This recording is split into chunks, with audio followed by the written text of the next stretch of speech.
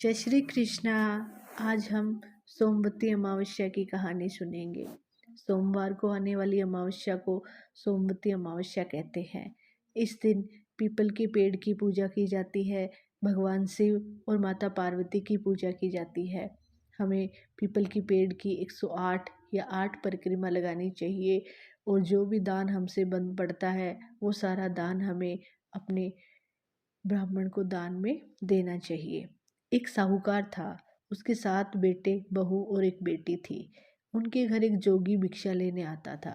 जब भव्य भिक्षा डालती तो वो ले लेता और जब बेटी डालती तो नहीं लेता और बोलता कि बेटी सुहागन तो है पर इसके भाग्य में दुख लिखा है।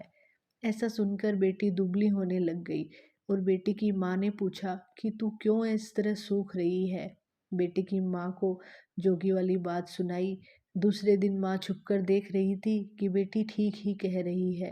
उसने जोगी को कहा कि एक तो मेरी बेटी तुझे भिक्षा दे रही है, ऊपर से तुम उसे दुराशीष दे रहे हो।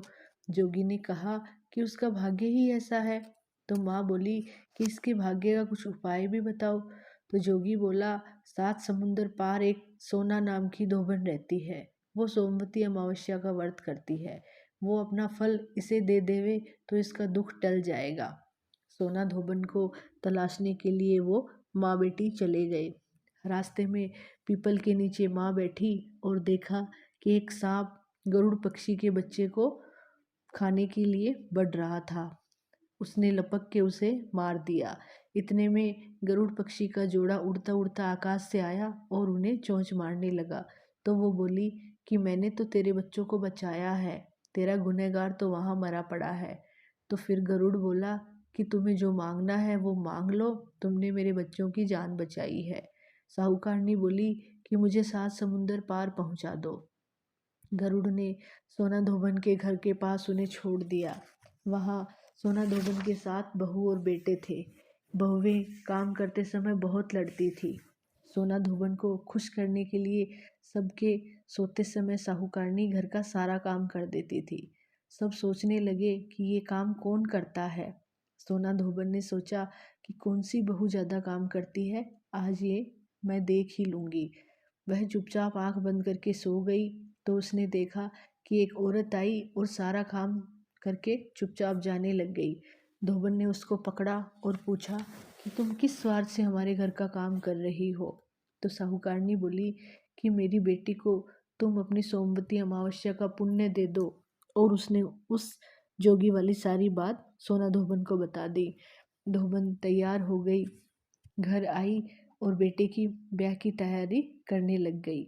दूल्हा दुल्हन फेरे में बैठे थे। दूल्हा के पास धोबन मिट्टी की हांडी, कच्चा दूध और कच्चा सूत लेके बैठी थी। इतने में दूल्हे को डसने के लिए सांप आया।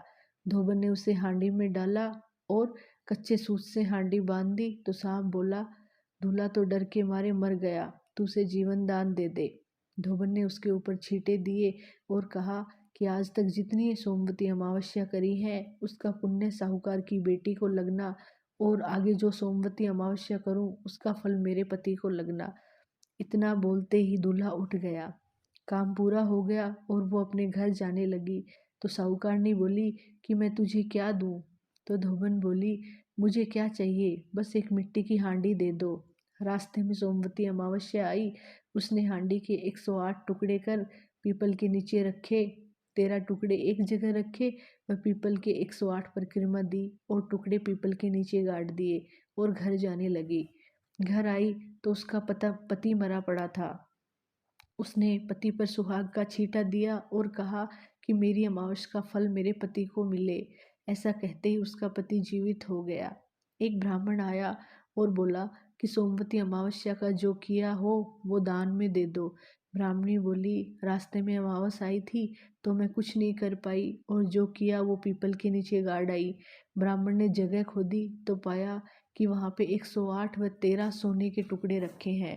वो इकट्ठा करके वो घर आया और धोबन से बोला कि इतना धर्म किया और कहती हो कुछ न किया। धोबन बोली, ये सब तुम्हारे भाग का है, ले जाओ। ब्राह्मण बोला, मेरा तो चौथा हिस्सा ही है, बाकी 3 हिस्सा आपकी इच्छा हो उसको दे दो। ब्राह्मण ने नगर में ढिंढोरा पिटा दिया कि सब जने सोमवती अमावस्या का व्रत किया करो। हे सोमवती अमावस्या, साहूकार की बेटी को दिया वैसा सबको देना, अमर सुहाग देना, खोटी की खरी की, अधूरी की पूरी। हे भगवान, सबके सुहाग को सलामत रखना। धन्यवाद।